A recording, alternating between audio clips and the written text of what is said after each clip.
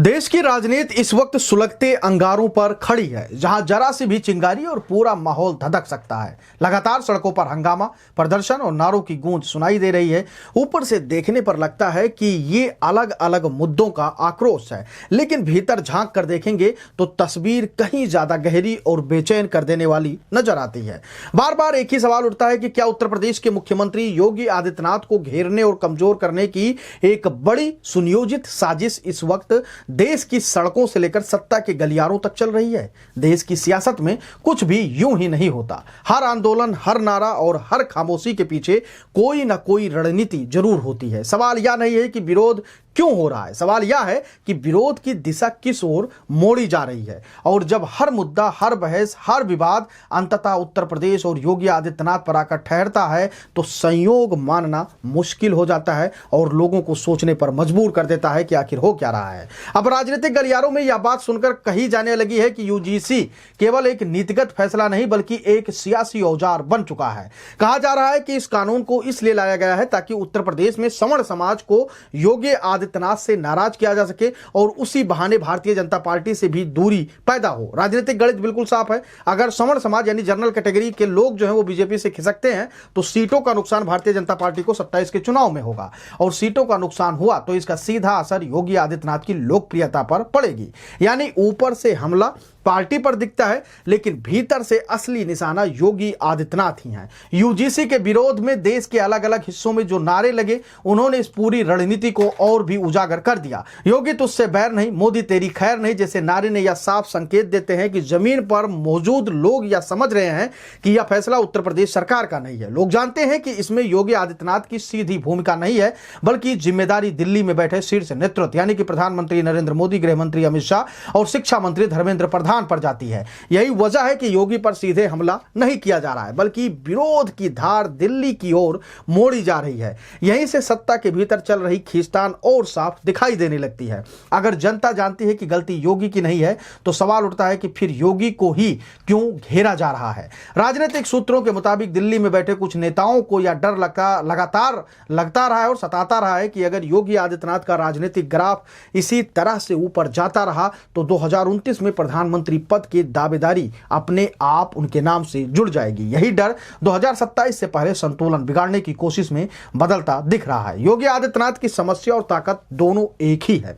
उनके खिलाफ सीधा हमला करना आसान नहीं है। ना भ्रष्टाचार का कोई बड़ा आरोप है, ना निजी जीवन पर कोई सवाल है, ना कानून व्यवस्था के मोर्चे पर कोई बड़ी विफलता है।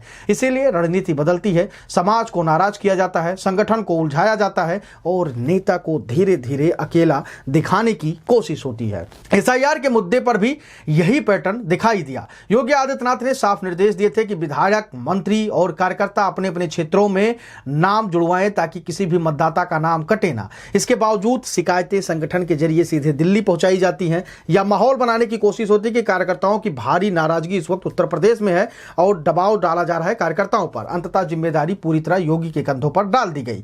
पंकज चौधरी का यह बयान कि ड्राइविंग सीट पर योगी आदित्यनाथ बैठे हैं, हम नहीं बैठे हैं, इसी राजनीतिक कर्म का हिस्सा माना जाता है और वो साफ तौर पर कहते हैं कि एसआईआर की जिम्मेदारी सरकार की थी, न कि कार्यकर्ताओं की। प्रयागराज की घटना ने इस पूरी कहानी को और भी धार दी। माघ मेला, भारी भीड़ और सुरक्षा को देखते हुए स्वामी अभिमुक्तेश्वरानंद जी का रथ रोका जाना प्रशासनिक रूप से सही फैसला था, लेकिन इसके बावजूद जो माहौल बना वह सामान्य नहीं था। अचानक वही चेहरे मुखर हो गए जो आमतौर पर हिंदू मुद्दों पर चुप रहते हैं।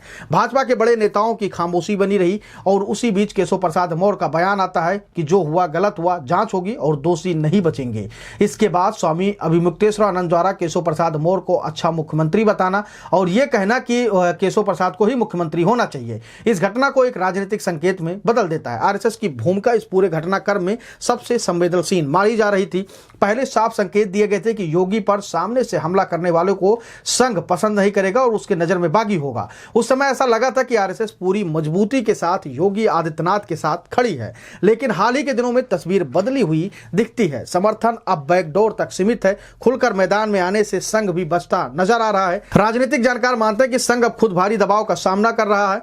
इन सब घटनाओं को अलग अलग देखकर समझना भूल होगी। यूजीसी विवाद, एसआईआर का मुद्दा, प्रयागराज प्रकरण, बयानबाजी और चुनिंदा खामोशी, ये सब एक सुनियोजित राजनीति कर्म का हिस्सा है। असल लड़ाई किसी कानून या प्रक्रिया की नहीं है, बल्कि उस कुर्सी की है जो आने वाले वर्षों में देश की दिशा और दशा तय करेगी। यही वजह है कि आज प्रदेश की राजनीति सुलगते अंगारों पर खड़ी है, क्योंकि अब जनता सब कुछ समझने लगी है और जानने लगी है और सवाल पूछने लगी है। तब सत्ता के भीतर सबसे बड़ी बेचैनी पैदा हो जाती है और शायद यही बेचैनी आने वाले समय में देश की राजनीति की दिशा तय करने वाली हो। लगातार देखा जा रहा है कि यूजीसी का प्रदर्शन बढ़ता जा रहा है। सड़कों पर एक ही नारा है कि यूजीसी वापस लो, और साफ तौर पर जनता यह कह रही है कि यूजीसी जैसा काला कानून हम बर्दाश्त नहीं करेंगे। खासकर सामान्य जाति के लोग इस वक्त सड़कों पर हैं।